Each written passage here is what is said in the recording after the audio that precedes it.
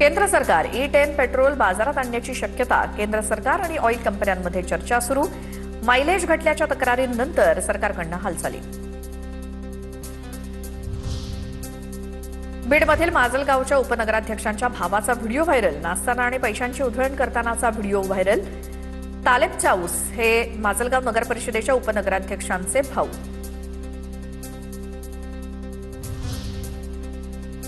आदिवासी मंत्री अशोक उईकेंनी राजीनामा द्यावा. मेळघाटातील विद्यार्थ्यांना अन्नातनं झालेल्या विषबाधेवरनं मागणी. मंत्री येऊन गेल्यानंतर संध्याकाळी विषबाधा होत असेल तर दुर्दैव. माजी आमदार राजकुमार पटेल यांची मागणी. आदिवासी विकास मंत्री किती सिरियस असेल याच्यावरून आपल्याला लक्षात येते.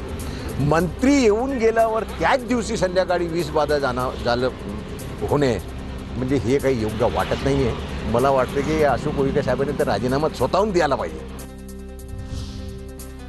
नवनाथ वाघमारेंविरोधात सोलापुरात ऑनलाईन तक्रार दाखल. मराठा समाजाच्या तरुणींबाबत वादग्रस्त वक्तव्य केल्याप्रकरणी तक्रार. संभाजी ब्रिगेडचे जिल्हाध्यक्ष संभाजी भोसलेंनी तक्रार दिली आहे. अमरावतीच्या मेळघाटातील आदिवासी विद्यार्थ्यांच्या मृत्यूचं प्रकरण. अन्नातनं विषबाधा झाल्याच्या संशयावरनं 5 विद्यार्थ्यांवरती उपचार सुरू. खासदार बळवंत वानखडे यांच्याकडे रुग्णालयात जाऊन विद्यार्थ्यांची विचारपूस. नागपुरातील एका आश्रमशाळेत विद्यार्थ्यांचं लैंगिक शोषण केल्याचा गंभीर आरोप. पुसागोंदी येथील एका निवासी आश्रमशाळेतली घटना. शाळेच्या नाईट वॉचमनला कोंढाळी पोलिसांकडून अटक. पॉक्सो अंतर्गत गुन्हा दाखल. नागपुरात आदिवासी विद्यार्थ्यांच्या आंदोलनाचा आजचा 7वा दिवस. 13 ऑगस्टपासून नागपुरातील आदिवासी विकास विभागाच्या कार्यालयात विद्यार्थ्यांचं ठिय्या आंदोलन. आदिवासी शासकीय वसतिगृह प्रवेशासाठी 26 वर्ष वयाची मर्यादा हटवावी अशी विद्यार्थ्यांची मागणी. पुण्यातील राष्ट्रवादीचे नगरसेवक अमेय बालवडकरांकडून चंद्रकांत पाटलांच्या मतदारसंघातील विकास कामांच्या चौकशीची मागणी केल्यामुळे माझ्या प्रभागाचा निधी शून्य केला. नगरसेवक अमोल बालवडकरांचा आरोप. आता टॉप 9 महत्वाच्या बातम्या बघूयात. पुण्याच्या जुन्नरमध्ये 10 वर्षीय चिमुकलीचा अत्याचारानंतर खून. घराशेजारीच राहणाऱ्या नराधमाकडून ओळखीचा गैरफायदा घेत कुकर्म. आरोपी पोलिसांच्या ताब्यात. जुन्नरमध्ये अल्पवयीन मुलीवर अत्याचार करून तिची हत्या. घटनेनंतर पोलिसांकडून घटनास्थळी पाहणी. हत्येसाठी कोणतं हत्यार वापरलं याचा शोध सुरू. प्रकरणातील पुरावे संकलित करण्याचं काम सुरू. पिंपळवंडीतील चिमुकलीच्या हत्येच्या घटनेमुळे संतापाची लाट. संतप्त नागरिकांकडून पुणे नाशिक महामार्गावरती रास्ता रोको. आरोपीला फाशी देण्याची मागणी. मुंबई पोलिसांची व्हॅन अडवणाऱ्या धाकड गर्लला धमक्या. राहुल गांधींच्या भेटीनंतर धमक्यांचं प्रमाण वाढलं. इन्फ्लुएन्सर रिया आहेरची माहिती. युवक काँग्रेसच्या शिष्टमंडळाची पोलिसांकडे तक्रार.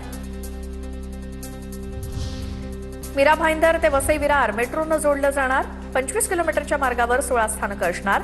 मुख्यमंत्र्यांच्या अध्यक्षतेखाली बैठक. 6 महिन्यात भूमी अधिग्रहण आणि सर्व परवानग्या घेण्याचे निर्देश. एफडीएच्या कारवायांमध्ये लोकांचा सहभाग देखील तितकाच महत्वाचा. महासत्ता बनवायचा असेल तर भारत निरोगी असणं गरजेचं. अन्न सुरक्षेचं रूपांतरण लोक चळवळीत झालं पाहिजे. एफडीए आयुक्त तुकाराम मुंढेंचं मत. लोग भी इसमें शामिल हो रहे हैं क्योंकि ये सबके सेहत के लिए ज़रूरत है.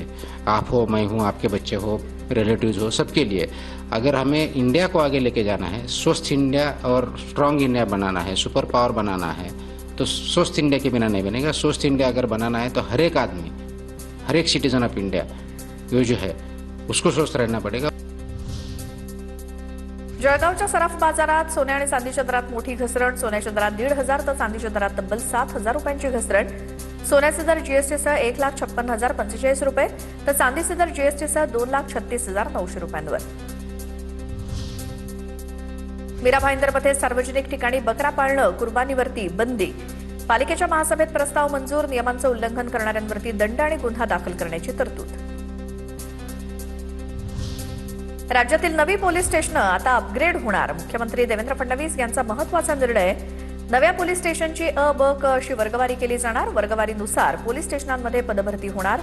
सायबर गुन्हे रोखण्यासाठी विशेष मनुष्यबळ भरलं जाणार.